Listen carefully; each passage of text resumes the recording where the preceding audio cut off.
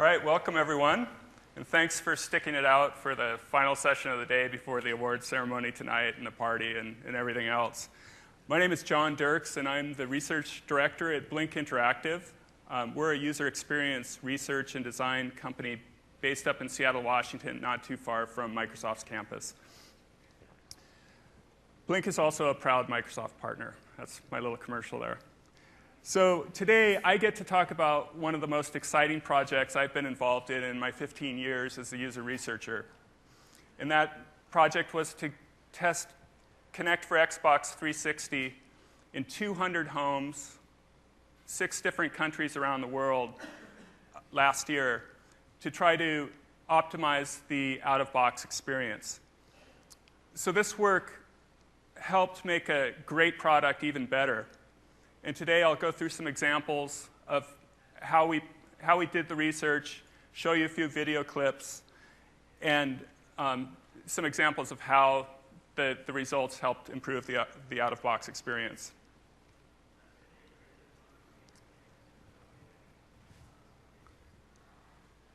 So I think every Kinect talk thus far at MIX has opened with the Guinness fastest-selling consumer electronics product ever, and mine will too. Kinect has taken the gaming world by storm, as all of you know. Nintendo, we really broke ground with motion-based gaming, but Kinect took it to a completely different level by getting rid of the controller and enabling people to interact with the system just by using gestures, body movements, and voice commands. So Microsoft prepared the world for Kinect with the simple message, you are the controller. And I want you to notice something else about these promotional images. They show people, families, people interacting with Xbox 360 who before Kinect was released were never a big part of that market or audience. When you think about the traditional user base for Xbox 360, you might think about games like first-person shooter games, action games like Call of Duty, Halo, Red Dead Redemption, Grand Theft Auto. And that's quite a contrast to the initial games released with Kinect, with titles like Kinect Adventures, Kinect Sports, Kinectimals, Dance Central, my daughter's favorite game. And I'm not saying that there won't be Kinect games that don't address that core audience. I'm sure there will. But the point is that this initial release focused on an audience that had maybe never even used an Xbox 360 console before or a gaming system before. So our research really focused on families and others like that to see what their out-of-box experience would be like.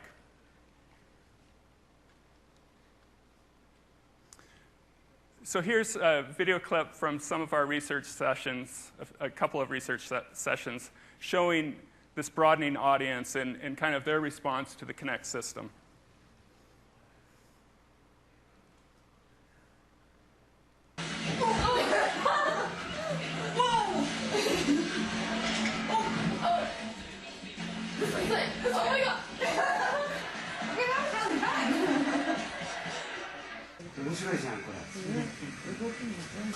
Oh, good. Okay, touch the mic. Those ones. Good job. Oh, ball. Ball. Duck. Oh, ducking. Get up. I think it's awesome. I would look for more games that were like that. So kind of the magic of Kinect. And one of the goals, the design goals of the Kinect project, was to get people into that immersive interactive experience as quickly as possible with the minimum number of obstacles. So in addition to the broadening audience, there's also this new piece of hardware. Hopefully you've all picked yours up or you're going to soon. We tested a couple of different variations, the standalone sensor that you have, and that's compatible with any Xbox 360 system, and also the sensor that's bundled with the new Xbox 360S console. But this is the way it might look like for a user. This is kind of the Christmas morning scenario where you've unpacked everything out of the boxes, and you've got the console, the sensor, the power supply, the video cables, and maybe a couple kids in the background just eager to get playing, so you just want to set it up quickly. So last April, when we partnered with Microsoft to go out, the Xbox team, to go out and test in the field, the components of the Kinect system were definitely coming together. But there's still a lot of challenges, a lot of unanswered questions at that point. What would that out-of-box experience really be like for users? Would they understand the concept of a play space? It doesn't have any boundaries. That you can move to the right and the left and back and forth within a play space. Would they understand the initial gesture interactions? What would the setup software experience be like for people? Could they get through that quickly? What would happen in these uncontrolled settings, family settings, with kids and pets and phone interruptions, everything else that might happen when somebody's trying to set up the product, and how does that impact the experience? Do all the materials that come out of the box, do they support an easy experience? Finally, how well would the technology go over in key international markets for Xbox? A whole bunch of other questions as well. So this timeline isn't to scale, but what I want to convey here is that the in-home testing that we did with 200 people was just part of a huge user research effort that I'm told involved thousands of people prior to the Kinect release. We began this effort in April of last year when things, as I said, were coming together. So we had an opportunity to influence the hardware and firmware design to some extent, the software experience, games, and packaging in the retail experience. But Microsoft has, as you all know, has a very mature and sophisticated product development process that involves a lot of user research activities like concept testing, focus groups, hardware industrial design studies, lab studies, play tests. All these things were simultaneously going on to the user research in the field that we were involved in. So we tested in 6 countries, 14 cities, 200 homes. We tested across the US and Canada, 4 different cities in Europe, and in the Tokyo area in Japan. But we also tested about 18 different iterations, and that's one of the themes of the talk today, where we, every time we went out to test a group of participants, we had typically a different software build, different game build, sometimes different hardware combinations. So things were changing rapidly, and as a research team, we had to respond to those changes, adapt to them, sometimes in a hurry. So we wanted to observe the Kinect user experience in a wide variety of home types, from maybe a typical US suburban home to older homes that might have different room configurations, different lighting conditions, and so on. Personally, I like to test in locations like this home in kind of a Tony neighborhood in Paris, where I'd arrive, and the participant greeted us with a little cup of espresso and some pastries. And then I would send my colleagues to places like the mobile home on the right. And I'm not sure if you can see the skull and crossbones flag above the El Camino, but it's all part of the package there. Actually, we typically didn't know exactly what we would be getting with every site visit we did. In addition to single-family homes, we wanted to see how Kinect would perform in multifamily situations with smaller room types. So you can see some row houses in Manchester, England, that where we did a site visit. Maybe a working-class high-rise in Paris, and some concentrated multifamily homes in the Tokyo area.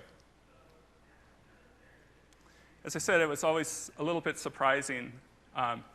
We had a participant, Hideyuki, who lived above this barbershop, and he expressed a bit of reluctance to jump around and play because he knew his father was downstairs potentially shaving customers with a straight razor. So didn't want there to be any surprises down below.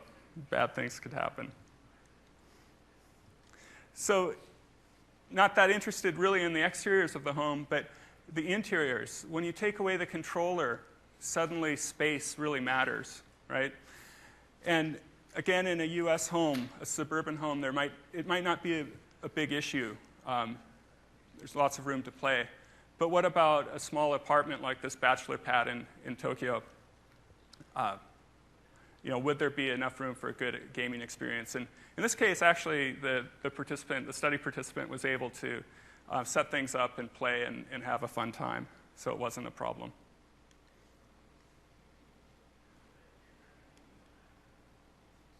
We wondered if people would move things out of the way. So coffee tables, any other obstructions. Would they do that on their own, right? Would something in the quick start materials or the software prompt them to do that, or would they just naturally think about it? What types of things couldn't be moved in the play space, and how would that impact the experience, if at all, like a fish tank? What kinds of things are already connected to TVs? We tracked what type of TVs people had, where they placed the sensors, what type of investments in other equipment they had. This photo on the right is from a family who already had a considerable investment in Wii, with the Rock Band kit and the Wii balance board and a couple of different shelves of Wii games. So the testing approach really didn't change throughout the 8 months we were involved in the project.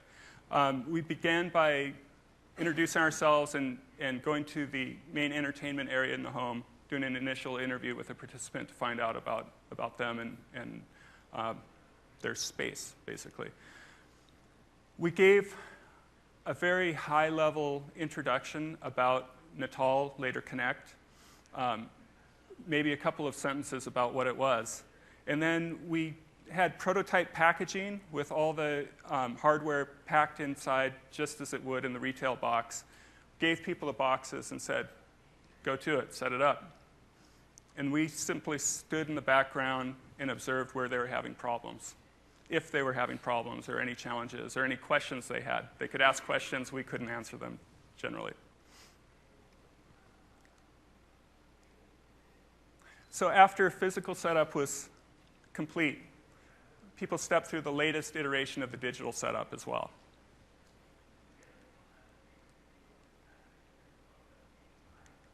And again, we just observed and noted any problems. Following that, they went through the first game experience, and in most cases, that was just a game of River Rush. I'm sure some of you are familiar with Kinect Adventures. So this is a family in Paris that is really enjoying River Rush. But the interesting thing here is that when we arrived, she was so particular about showing us her Wii and all of the Wii equipment that she had and all the investment in Wii and everything else. And by the time we left, she said, well, I can get rid of all this Wii stuff.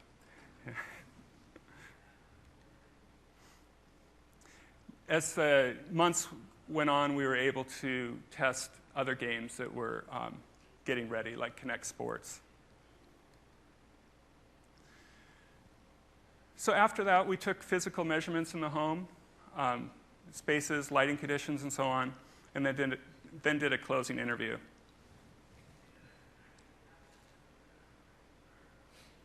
So just in case you think that in-home research is always fun and easy, this is a session that we later referred to as the Tama Sauna.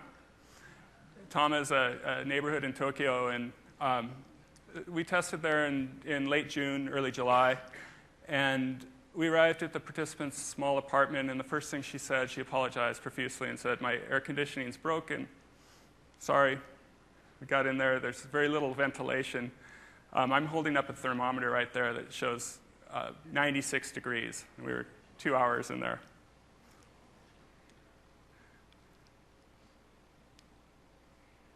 So again, we took a very iterative approach to this work. And we had to be agile as a research team. So sometimes we would, as I mentioned, the software was changing all the time. But we also tested changes in the packaging, the quick start guides. Sometimes we made those changes ourselves on the fly. So we would cut and paste and glue and tape and rearrange to see if things would work better. The photo on the right is a series of different tags that we tested to help make hardware connections easier. Localization was sometimes ready, but often it wasn't, so our research partners in the other countries had to sometimes translate on the fly during the sessions. And then we tried to report findings as quickly as possible. I'll talk about that a little bit later. But the dev teams responded to these findings and made changes, and then we would go out and test the next iteration and see if that had actually improved the user experience. We innovated a little bit as a research team as well to get findings back even more quickly. Toward the end of the project, we were actually streaming sessions live from participants' homes with their permission. And that was so people back in Xbox could observe the sessions in real time. So I want to go through some quick examples of how this work helped to optimize the out-of-box experience for Kinect. And I'll touch on 3 themes that the first one is even small things made a difference in the initial out-of-box experience. Things became really interesting and really messy in social settings when families were setting up Kinect together. And then the play space requirements, especially for setup, and the invisible boundaries around those requirements added some complexity that was eventually addressed in the software. So one of the small things, examples of optimizing the out-of-box experience, you've all got some of you have your Kinect sensors with you, but we took out prototype packages in the field and observed that some people were having problems just figuring out how to open that package. So I want to show a clip of that.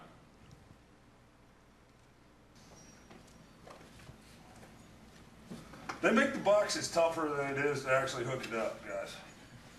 Can you talk about the packaging and opening the package? I would have ripped it. It is not. The boxing was not easy to open. Okay. I would have just ripped it. I would have taken a knife, cut it. Just cut it open. I would have just cut it open. If I knew it was mine and I'm keeping it, I would have just taken the kitchen knife, cut the boxes, and been into it. Okay, on both of them? On both of them. Okay. The second one was just as hard as the first one. Okay.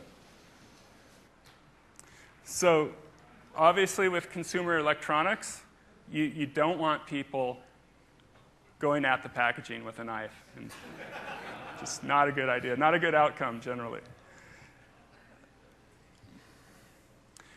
So the photo on the left is kind of the packaging before and after. The original spec for the package had a little notch in it, and people were having difficulty discovering that. And so the solution was to cut a nice larger arc in the package that was a more obvious handle and flap to pull open. And after that change was made and we tested it, we really didn't see any more problems. So maybe when you take your sensors home and you're setting it up for the first time, you can remember this research. There's the console as well. So the family and social dynamics. There was something very compelling about seeing yourself in your gestures on screen that made kids and others in the household just want to jump in and be part of it. The problem with that is it's set up to, the optimal setup is performed by one person standing about 6 feet back from the sensor.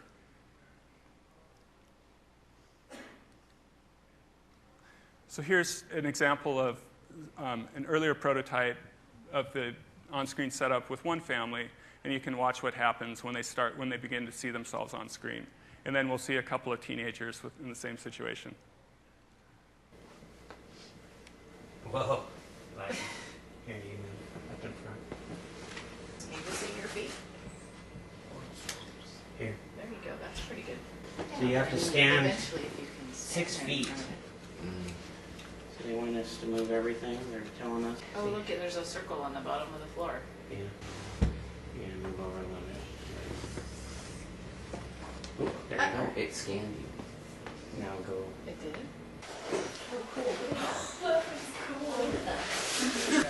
It's so cool. I'm green. I wish I had blue. Okay, now. So never mind that, at least for the kids at the end, they could essentially have the same experience by standing in front of a mirror. But but there was definitely something about seeing themselves on screen that made them want to move around. And they could see their outlines in color, so I guess it is different than a mirror. Again, you can get through setup by sitting down, but it's not the best way to do it. And so we observe people, and maybe because of the legacy and history of controller-based gaming, where you are sitting down, continue to sit down through the Kinect setup as well.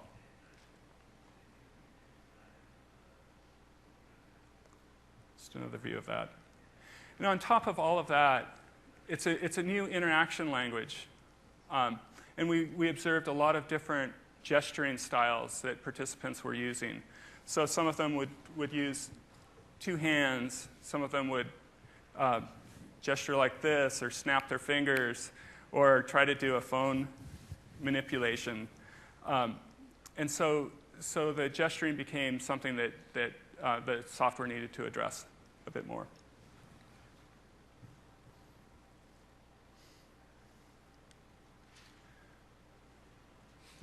This is a fun clip. The guy is clearly really enjoying the Kinect experience, but you can see his gesturing style toward the end of it. Sorry. That's awesome.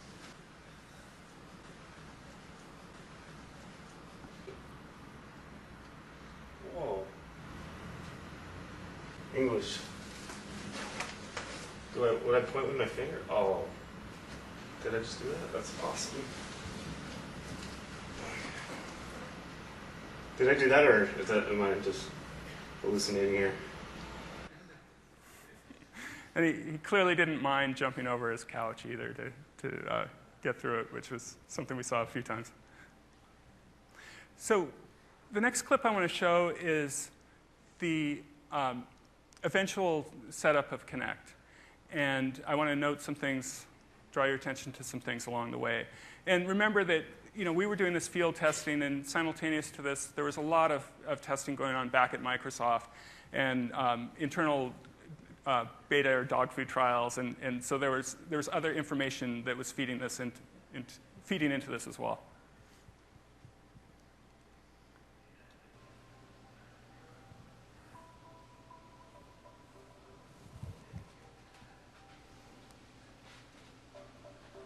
So you see the shading of the play space. The instruction to stand up. Stand up by yourself. Other people get out of the way. Put down the controller, you don't need it anymore. Make sure that area is clear. And now step in the right spot. Okay, now an actual person is taking over the animation. In the sweet spot. One of the first gestures, wave to engage, instruction is right there. The targets are really nice and large, very easy to control and select. Hover and select was taught, and now they use that same gesture again to select an avatar.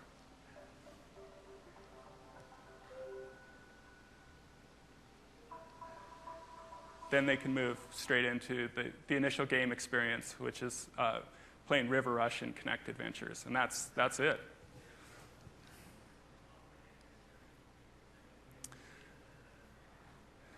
So the Xbox teams really responded to this field data. When you're a user research and you've been in the business for a while like me, you work with teams, and sometimes people listen and sometimes they don't. It just sort of goes with the territory. But I was really impressed, and part of it is because we had a great product champion from the Xbox team involved in this, and I'll introduce him a little bit later, at least on screen. But we were coming back from the field with some unique data and insights that they simply weren't seeing in the lab testing and other research. And numerous changes were built into the product that were influenced by this work. To summarize some of those changes, retail packaging, quick start guides, the digital setup, the introductory game choice of River Rush. Even if you're really bad at playing River Rush, it still is a nice experience that shows you the initial power of Kinect, and you don't have to do all of that much to get down the river successfully. Communicating the play space, where to stand for a good single-player experience, the best two-player experience. The work helped influence the troubleshooting tool, the Kinect Tuner, as well, with really simple feedback, easy to understand.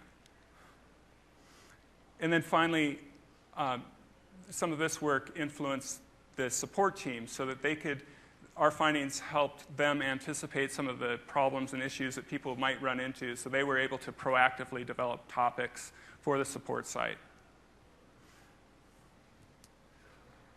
So I wanted to step back a little bit from this work and kind of generalize what we learned.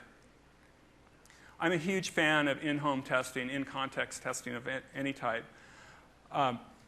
The x-axis shows, these are all very common, and it's a very simplified view, but very common user research methods. The x-axis shows, to the left, work that's done typically out of context. For example, focus groups, where you get people together in a market research facility, you give them nice snacks, and you talk about an activity and get their opinion on it.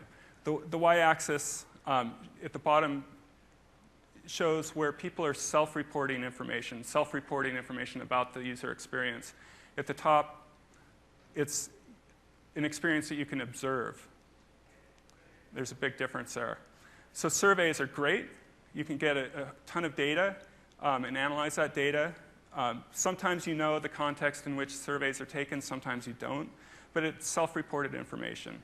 We see time and time again in our lab testing that people will struggle with a task, but you get to the end of it and they complete a survey and they will typically say, well, that was easy.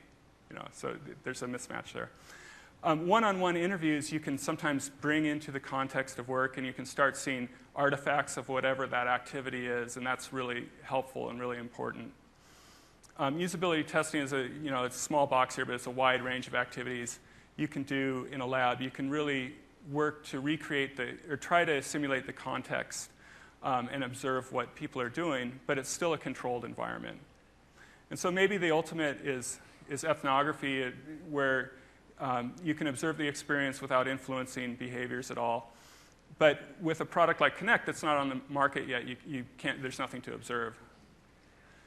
Beta testing is also great, but typically it also relies on self-reported information.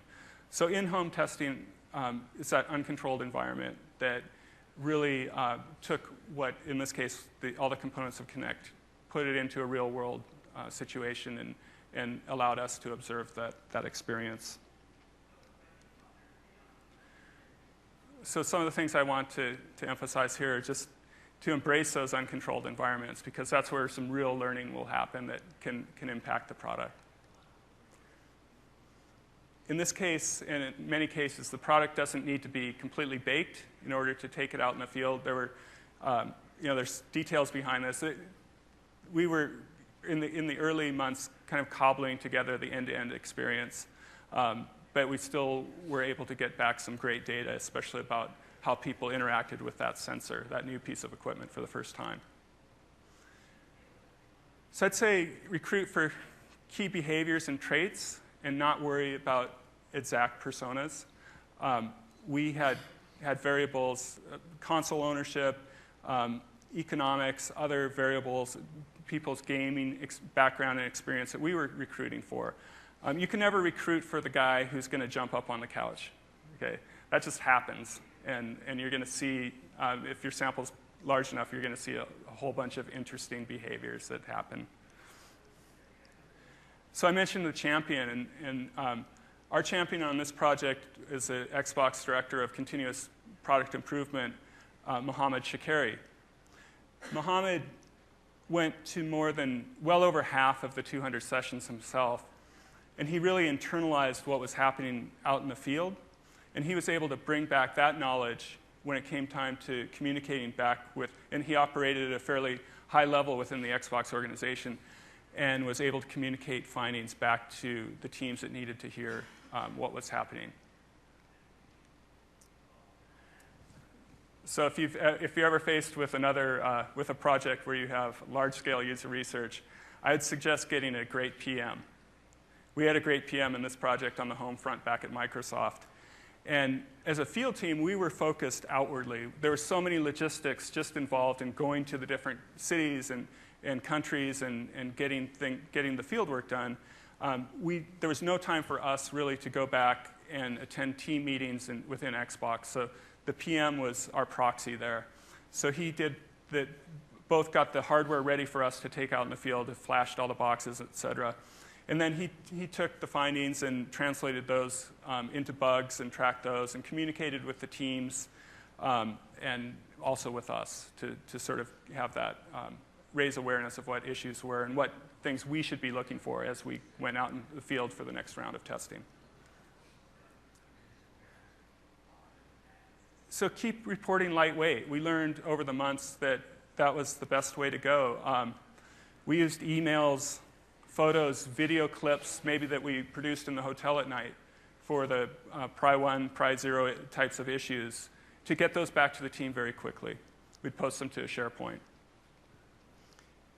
Shortly after we returned from each research wave, within 1 or 2 days, we'd produce a top-line report, summary of all the things that happened out in the field. Then we would get together as a research group, triage, communicate the findings. Our champion would send out his email to his exec team, and then we would go from there.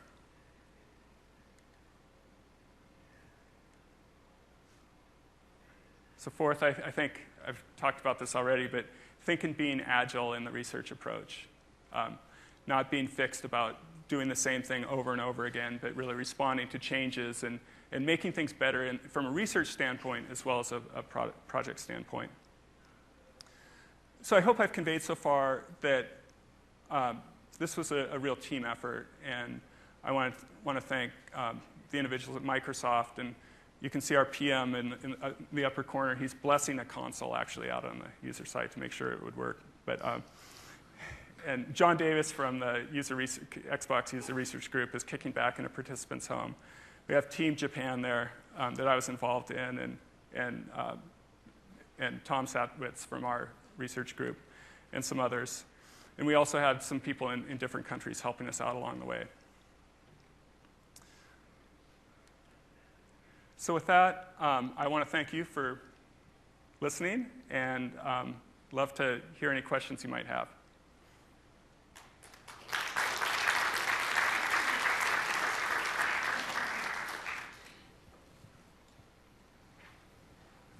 You gave the box design as an example of a design cue that the end users didn't pick up on, and so it failed, you reworked it. Do you have any examples of more the gestures or software interaction stories that just failed and you had to redesign? Or?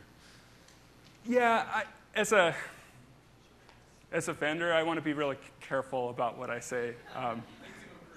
Yeah, there were gestures that didn't work, and you see, and we focused mostly on setup. So our goal was to get people through setup very quickly, and hover and select was a very simplified gesture that worked well for that.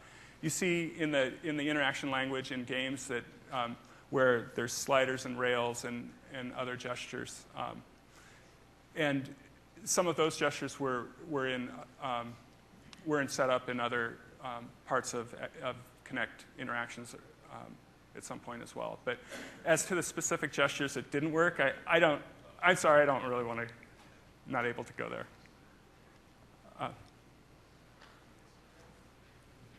I was just curious, did you guys just deliver the data that you found to Microsoft, or were you also involved in the interpretation of that data and coming up with what should have been done to improve the things you found? Yeah, we were involved in the interpretation of the data. We make design recommendations. We made general recommendations, sometimes very specific recommendations. Sometimes it would be just reporting the problem, and we weren't trying to specify to the Xbox team how to solve a problem necessarily, but we would set the situation and say, this is happening, this is the data behind it, our observations, and then they were wildly creative and were able to come up with the solutions that addressed issues and the optimizations that followed. Can you speak a little bit to the process of finding the participants, how you found them, how you compensated them, and just kind of setting that all up, finding participants? Yeah, we used market research firms in different locations to help recruit for us, and sometimes our foreign partners had connections with recruiters specifically. These were paid research participants, so they were compensated. We didn't leave any of the equipment behind. They were paid a sum for their 2 hours of involvement. We were very concerned about leaks during the process as a new product, and thankfully, fortunately, we didn't have any. People were under NDA, and we emphasized very strongly that we didn't want people talking about the product. But at the same time, this was after E3, so the product was out in the world, and sometimes the things that I was very careful about not revealing to participants, I could go on Microsoft's site or elsewhere and see detailed information written about it. So maybe we were being a little bit over-conservative. But we looked for people, as I said, not for specific personas, but we wanted to get a certain number of people that were already gamers. We wanted to interact with families. We looked at times for Wii owners because we wanted to see what their experience was like, what knowledge they already brought in about things like sensors into the picture. Hi, I had two quick questions about the iterations. First of all, how many people did you test with before you decided to change the packaging? Like, how many people did you need to test with to figure out that something wasn't working and without biasing the data? Yeah, the exact numbers I can't really tell you, not because I don't want to tell you, but no, just a general.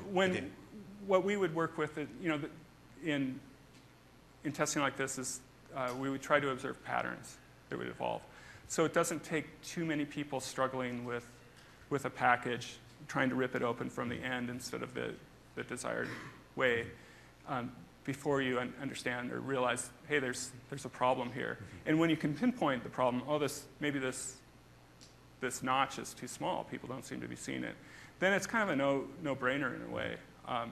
And that's what we do in a lot of qualitative testing. We look for, we try to have a rich experience with a participant, and it's not about a large data set or being able to predict how many people in the general population might experience that problem, as much as iterate quickly on the design based on patterns and problems you're seeing. So that was kind of the approach we took with that. Thank you. I was also wondering, did you revisit with the same participants? No. Or, okay. Yeah. Thank you. Yeah. Much as we'd have loved to, and I think there's some value in that kind of thinking where you're going back to the same participants over time. But this was really focused on just that initial hour with the product and trying to optimize that experience. With the on-screen setup, did you ever encounter issues where you wanted to keep testing, more quickly, but from a technical standpoint, it was more difficult, either effort or time, to implement the changes that you requested? Well, more testing is always better if you can, but so I'm not. Can you repeat the question? I'm not sure I understand the nuances. After you did testing and you had findings, sending those findings back for revisions, were you ever told, hey, this will take a long time to implement, or this is too difficult? Oh, sure, yeah. How do you deal with that? Oh, I don't take it personally, but this was a freight train at high speed going toward the November 4th release, right? So there were things that maybe anybody, even on Xbox teams, would like to see, but there's not time and resources enough to make happen. We certainly saw, it's a great product. It's a wonderful product. It's also a first release of Kinect. And I think they did a terrific job with it. But if Xbox had answers to all the questions that they had up front, they may have designed a somewhat different experience. So I don't know if that addresses the question or just if I'm I guess so. hand waving here, but yeah. Go ahead. Did this process continue at all post-launch, or did it formally end at RTM? Yeah, our project was up until RTM, and so not able to talk about research going on after that. So this is a little bit more abstract question, not specifically about the Kinect, but how would you, if you're talking to someone about their product, how would you try to convince them to implement something like this in terms of, like, would you bring in some sort of metrics? What kind of metrics? That kind of thing. If you got a product and you want to do the user research necessary to really bring it up the next level, how do you make that case? Yeah, it's, you make it through the power of observation, or talking about the power of observation, that you don't know things until you go out and observe, and that your existing channels for getting feedback about the product may not include observation, so you really don't know. You don't know what's caused a lost sale or somebody being turned off about an experience and they don't come back.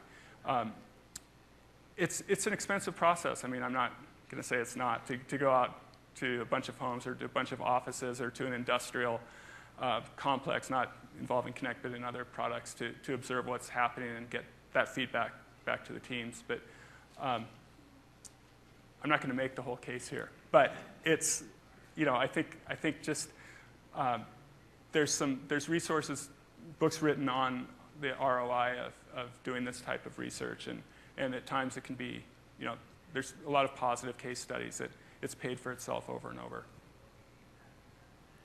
That's pretty much what I was going to ask. How do the economics compare with usability labs, where you often have to transport people to a centralized location to actually conduct that? I mean, just the economics of running this sort of testing. Yeah, it's, as I say, it's it can be expensive to do, and a product like Kinect that had such an effort behind it, and it was such an endeavor already and a huge expense. Proportionally, the cost of doing user research out in the field is fairly small.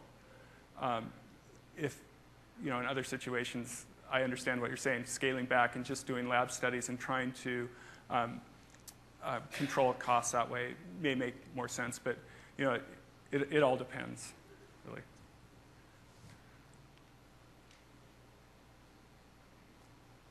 Was the goal of the testing to get the shortest time from box to screen, or was it the most painless experience from box to screen? Or are none of those things necessarily mutually exclusive?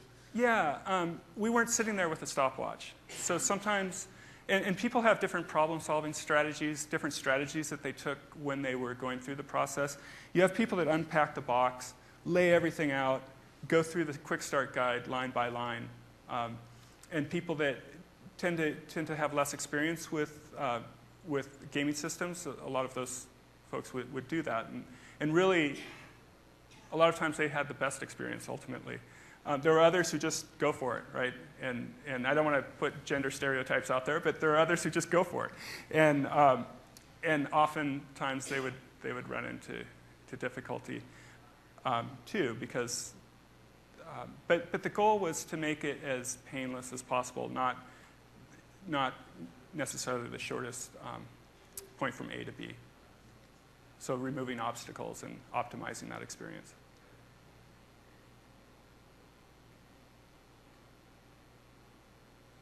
All right. Well, thank you very much again.